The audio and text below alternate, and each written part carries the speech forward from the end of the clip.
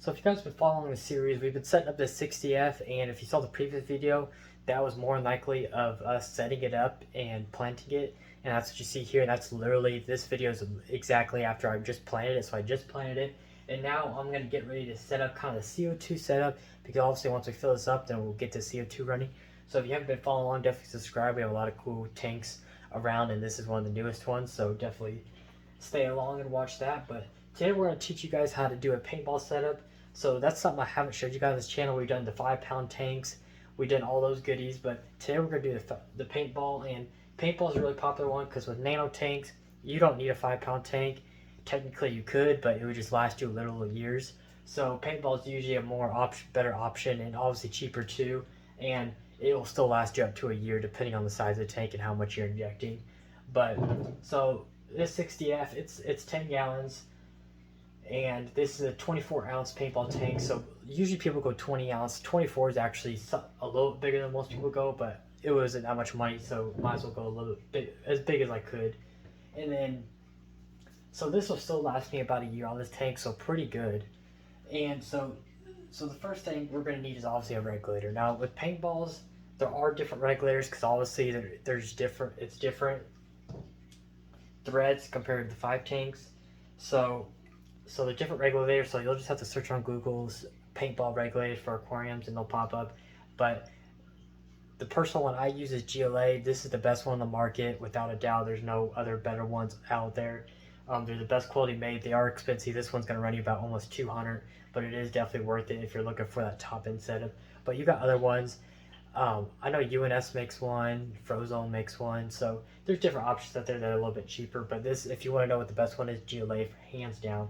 And what's nice is this one also has a bubble counter, so even better. And then obviously this is not dual stage, so all this will tell me is the pressure, so it won't tell me how much is left in the tank. But with such a small setup in a small tank, it doesn't matter that I need to see how much is left in there. We'll know when the time is up. When we'll just basically let it just run out whenever that time comes. So it is not a big deal. It's not dual, especially for a small setup like this. So basically the first step is the thread on. Now what's different about these is you do just have to straight up just kind of like screw them on like this. Usually you can turn the thread itself, but this you have to actually just physically turn the regulator on there. So, and again, you don't want to get I mean, you can put the wrench on there and just quarter turn it, but don't mainly just get it hand tight. I mean, you don't need it skin tight. So let's see here. So if we get an adjustable wrench, let's see, and that's pretty much it.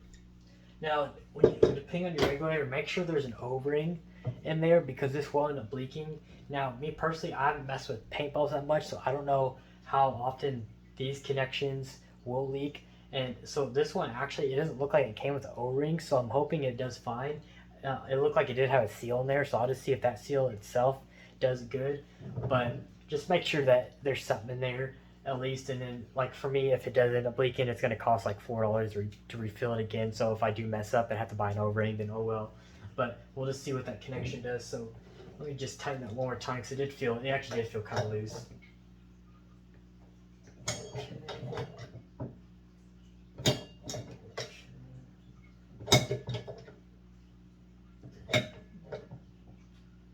Go. So CO2, so the paintball ones, you'll just turn it until basically right when you feel it, you can't turn it no more than stop.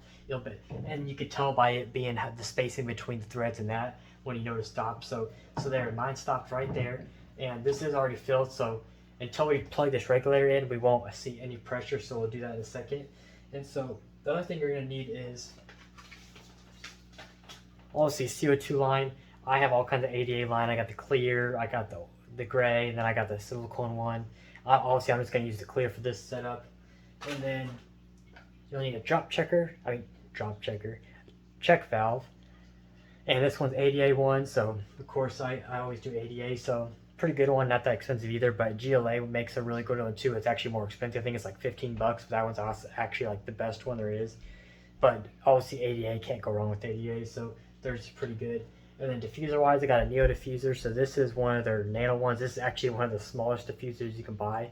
You see that little, compared to my finger, itty bitty little thing. But this is really nice. So that will basically just go on the side of the tank over here by the inlet. So So yeah, I'll get to that. I'll start getting all the tubing compared, and I'll show you guys in a minute.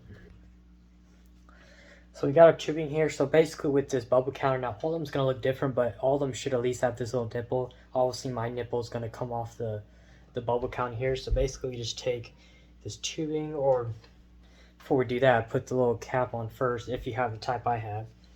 Then put your tubing on.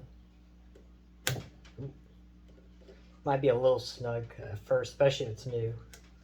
And then basically, yeah, then you take your knob and then screw that on. You might have to push this straight. And then just hand tight this. Obviously, you don't need no tools for this, just all hand tighten. And then I'm not going to show it, but obviously this comes off, and then you can fill this with RO or oil, whatever you want to do. Water works just fine. It'll still last you a couple weeks. And then, so we got the tubing, and now I'll show you the rest. So once we get our tubing all the way to wherever our diffuser is, so we'll take our check valve. So obviously there's an arrow where the right side up is. So, and make sure this is as close to the actual diffuser as possible, because obviously when the backflow of the water, then it'll take less time for it to for that pressure to build back up in the morning. But as long as you don't have to be dead close, but as long as it's pretty close. Obviously each setup's different. So like that. So obviously mine's going to be like more down here, so it's not touching the tank itself. And then